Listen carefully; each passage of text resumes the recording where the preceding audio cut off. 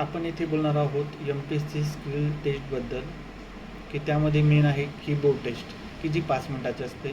आपण याबद्दलच बोलणार आहोत, की सहसा त्याबद्दल कोणी बोलत नाही. यामध्ये आपण की पॅसेज मारायची घाई न करता आपण काय की चेक केले पाहिजे की कीबोर्ड व्यवस्थित आहेत का चालू, सर्व बटन व्यवस्थित दबत आहेत का, किंवा सर्व बटन बघायचे. त्यामध्ये आपल्याला ए पासून झेडपर्यंत सर्व बटन व्यवस्थित दबत आहे का ते चेक करून घ्या. व त्यामध्ये अजून तुम्ही फुल स्टॉप चेक करा, क्वेश्चन मार्क, डबल ॲपॉस्टॉप, डबल 1 2 3 4 5 6 8 9 10 ते सर्व दबतं का ते चेक करून घ्या. कारण की एकदा जर कीबोर्ड टेस्ट झाली आणि त्यानंतर जर तुम्ही जर कीबोर्ड टेस्टमध्येच गुंतला असाल आणि तुमचे 5 मिनिट झाले आणि ब्रेकही झाला, नंतर तुम्हाला कीबोर्ड चेंज करून मिळणार नाही.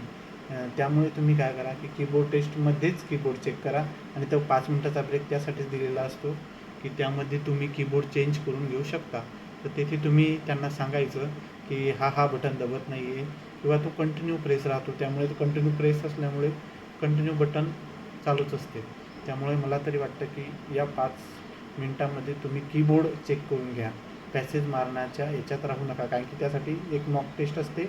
मॉक टेस्ट 10 मिनिटाची असते, त्यामध्ये तुम्ही देऊ शकता. म्हणून हे 5 मिनिट महत्त्वाचे आहे, कारण की या 5 मिनिटात जर तुम्ही गडबड केली तर त्याचा इम्पॅक्ट हे आपण मॉक टेस्ट आणि मेन टेस्टवर होऊ शकतो. यामुळे आपली पोस्टही जाऊ शकते. म्हणून कीबोर्ड टेस्ट पण खूप महत्त्वाची आहे, 5 मिनिटाची असून पण.